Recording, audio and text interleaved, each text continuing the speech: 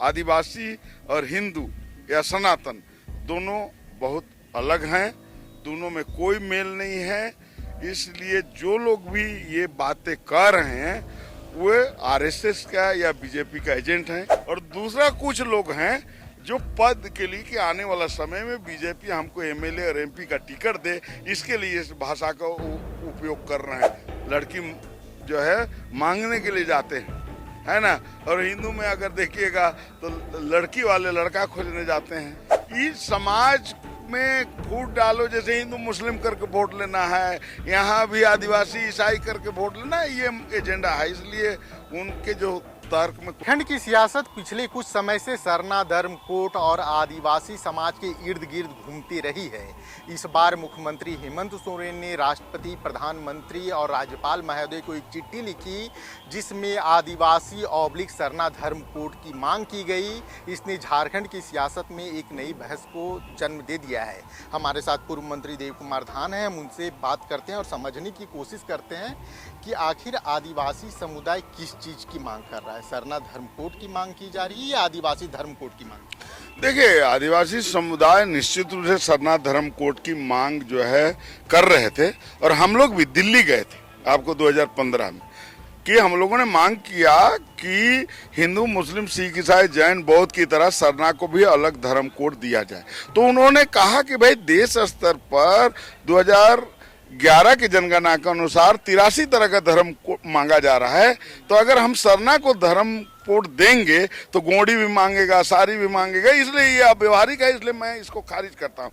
तब पूरे देश स्तर के आदिवासियों को हम लोगों ने एकजुट करके जब इस पर डिस्कस किए, और हम लोगों ने देखा कि 1931 में आदिवासी धर्म ट्राइबल रिलीजन था हमारा, उसको हटा दिया गया है। तो पूरे देश स्तर पर हम लोगों ने तय किया कि हम लोग कोई नया नाम का चयन नहीं करेंगे, जो मेरा था उसको हटा दिया, उसको रीस्टोर करने की मांग करेंगे। तो हम लोग पूरे देश स्तर पर इसी अभियान में हम लोग जो है लगे हुए हैं, और माननीय मुख्यमंत्री भी विधानसभा में संलेख आदिवासी धर्म का ही पारित करने जा रहे थे, लेकिन कुछ लोग जो है इसका विरोध किए, तो पॉलिटिक्स करना था, तो उन्होंने सरना ओब्लिक आदिवासी धर्म इन्होंने पास किया। क्या लगता है दादा, आदिवासी समुदाय एकजुट है? कुछ लोग सरना धर्म कोड की मांग करते हैं, आदिवासी धर्म कोड की मांग करते हैं, और आदिवासी समुदाय का एक बड़ा धड़ा है वो ये भी मानता है कि जो आदिवासी हैं वो हिंदू ही हैं। तो क्या आदिवासी समुदाय में टूट एक बड़ी वजह है कि मांगों को उस स्तर पे नहीं रखा जा रहा, उतनी बुलंदी से नहीं रखा जा रहा कि सरकारें सुने? देखिए, निश्चित रूप से धर्म कोलम को जो 1961 में जो हटा दिया गया, उसके बाद ये आंदोलन बहुत तेजी से नहीं बढ़ पाया। तो लोग को जब बाद में समझ में आया झारखंड में कि भाई हमको सरना के नाम से मांगे, सारी गोंडी, इस तरह से लोगों को, लेकिन अभी लोगों को समझ में आ गया कि हमको एक नाम पर ही धर्म कोलम मिलेगा, ऐसा लोगों का मानना है। दूसरा, जो लोग अभी प्रचार कर रहे हैं कि सरना और सनातन एक है, तो मैं स्पष्ट कहना चाहता हूं कि सरना और सनातन, आदिवासी और हिंदू या सनातन दोनों बहुत अलग हैं, दोनों में कोई मेल नहीं है। इसलिए जो लोग भी ये बातें कर रहे हैं वो आरएसएस का या बीजेपी का एजेंट हैं, क्योंकि एक तो उनसे दो लोग हैं वहाँ, दो तरह के लोग हैं, एक पैसा लेकर बोल रहे हैं, और दूसरा कुछ लोग हैं जो पद के लिए कि आने वाला समय में बीजेपी हमको एमएलए और एमपी का टिकट दे, इसके लिए इस भाषा का उपयोग कर रहे हैं। तो उनको ये तय करने का अधिकार नहीं है कि सरना सनातन एक है, कि आदिवासी हिंदू है, कि मुसलमान है, क्योंकि संविधान में हमको ये अधिकार दिया है कि हमारा धर्म का मानना है, और हमको पता है कि हम इस मुद्दे पे चूंकि बात हो रही है, मैंने बाबूलाल मरांडी से भी बात की, मैंने निशा उरांव से भी बात की, भानु प्रताप शाही भारतीय जनता पार्टी से जुड़े हैं। इन सभी लोगों ने अपने तर्क दिए। बाबूलाल मरांडी जी कहते हैं कि हमारी तो सभ्यता ही पुरानी है, इस स्तर पे चलिए आप एक नहीं लेकिन दोनों में काफ़ी समानता है, ये मानते हैं। अगर आप ये कहते हैं कि सरना सनातन अलग है, तो इसके पीछे का तर्क क्या है? देखिए, पहला बात तो सनातन हिंदू दर्शन अलग है और आदिवासी दर्शन अलग है। हम अगर एक लाइन में समझा दें तो हिंदू दर्शन में जैसे राम के हम लोग जानते हैं कि उसके बाबूजी दशरथ थे, कृष्ण का भी माँ बाप थे, तो वहाँ उन्होंने अवतार जैसी अवधारणा है हिंदू धर्म में। और आदिवासी समाज में किसी माँ के पेट से पैदा हुआ व्यक्ति को आदिवासी भगवान नहीं मानता। हमारे यहाँ अवतार की कोई अवधारणा नहीं है। हमारी अलग पूजा स्थल है, सरना है, उसका पूजा करने वाले पहान हैं। हमारा अलग पर्व त्योहार है, आपको सरुल है, आपको करम है। इस तरह के जन्म संस्कार है, विवाह संस्कार है, मृत्यु, बहुत आपको हम जो है 50 अंतर आपको गिना देंगे। और हम तो बहस करने के लिए तैयार हैं कि लोग बहस करें और ये साबित करें कि दोनों एक है, और हम साबित करेंगे कि दोनों अलग है। तो साबित कीजिए, बताइए। लोग तो लगातार अपने तर्क दे रहे हैं। नहीं, देखिए, पहली बात तो अगर हिंदू धर्म की अगर देखिएगा तो उनका पूजा पाठ उनका संस्कृत में होता है। और आदिवासी का पूजा पाठ अगर हम उरांव हैं तो हमारी भाषा कुड़ुक है, उससे होता है, संथाल में होता है, हो में होता है। हमारी जो है, हम लड़की वाले जो है, माने लड़का वाले लड़की के पास हम लोग जाते हैं, लड़की जो है मांगने के लिए जाते हैं, है ना। और हिंदू में अगर देखिएगा तो लड़की वाले लड़का खोजने जाते हैं।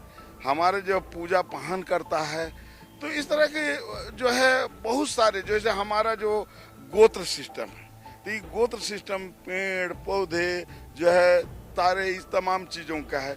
उनका जो है ऋषि मुनि और इस तरह के बहुत सारे उदाहरण है। बहुत लंबा, आपको 1 घंटा से ज़्यादा का ये वीडियो बन सकता है। इसको यहीं पे खत्म करते हैं।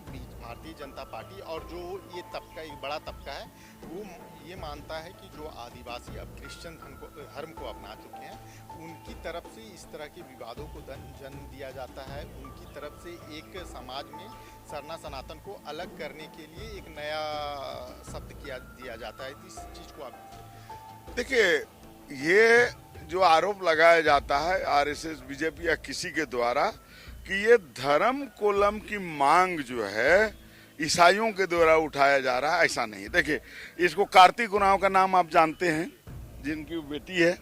इन्होंने 1970 से पहले उन्होंने अखिल भारतीय आदिवासी विकास परिषद उड़ीसा में आदि धर्म करके पास किया। रामदयाल मुंडा जो है आदि धर्म पर किताब लिखे। तो हम लोग का समाज के द्वारा ये मामला उठाते रह गए, लेकिन इस समाज में वोट डालो, जैसे हिंदू मुस्लिम करके वोट लेना है, यहाँ भी आदिवासी ईसाई करके वोट लेना है, ये एजेंडा है। इसलिए उनके जो तर्क में कोई दम नहीं। देखिए, डिलिस्टिंग की मांग भी झारखंड में की गई। इस मांग को आप किस तरीके से देखिए, निश्चित है कि डिलिस्टिंग का मुद्दे उठ रहे हैं, और जो लोग उठा रहे हैं, जनजाति सुरक्षा मंच या वनवासी कल्याण केंद्र या जो भी उठा रहे हैं, तो सरकार आप ही की है। तो आप कानून बना दीजिए ना। जैसे एससी में है कि अगर कोई एससी आपको जो है ईसाई और मुस्लिम धर्म अपनाएगा तो उसका एससी का कैटेगरी खत्म हो जाएगा। तो आप भी बना दीजिए ना कानून। आप इस मांग का समर्थन कि भाई आप, हाँ, लेकिन मैं ये कहना चाहता हूँ कि जो आदिवासी हिंदू हो गया है, मुसलमान हो गया है, ईसाई हो गया है, सिख, बौद्ध, जैन, सबको डिलिस्टिंग करिए। मेरा ये कहना है। केवल आप जो है ईसाई बन गया उसको मत करिए, जो हिंदू बन गया उसको भी करिए, ईसाई को भी करिए, मुसलमान बन गया उसको भी, सिख, जैन, बौद्ध उसको भी करिए। मैं समर्थन करता हूँ। हेमंत सोरेन की ने जो चिट्ठी लिखी इसे आप देखिए, ये हेमंत सोरेन ने एकदम कंप्लीट रूप से ये बेवकूफ बना रहे हैं हम लोगों को। इसलिए ये बात मैं कह रहा हूँ कि एक तो जनगणना शुरू हो गई, अभी पत्र इन्होंने लिखा है। दूसरा जो है, ये विधानसभा से जब पारित किए तो ठीक है, केंद्र सरकार जब देना है देगी, लेकिन स्टेट गवर्नमेंट का जो फॉर्मेट है, मैट्रिक का, इंटर का, बीए का, एमए का, उसमें तो ये जगह दे सकते थे। और यहाँ का नौकरी में, जैसे ममता बनर्जी ने हम लोगों को 6 नंबर वहाँ दिया, वो पंचायत राज का पोर्टल में उन्होंने ये कर दिया। तो ये कंप्लीट बेवकूफ़ बना रहे हैं, केवल वोट की पॉलिटिक्स कर रहे हैं। ये कोई धर्म कोड के लिए ये बहुत सीरियस नहीं है, ये एकदम मूर्ख बना रहे हैं आदिवासी। बात करने के लिए बहुत बहुत धन्यवाद।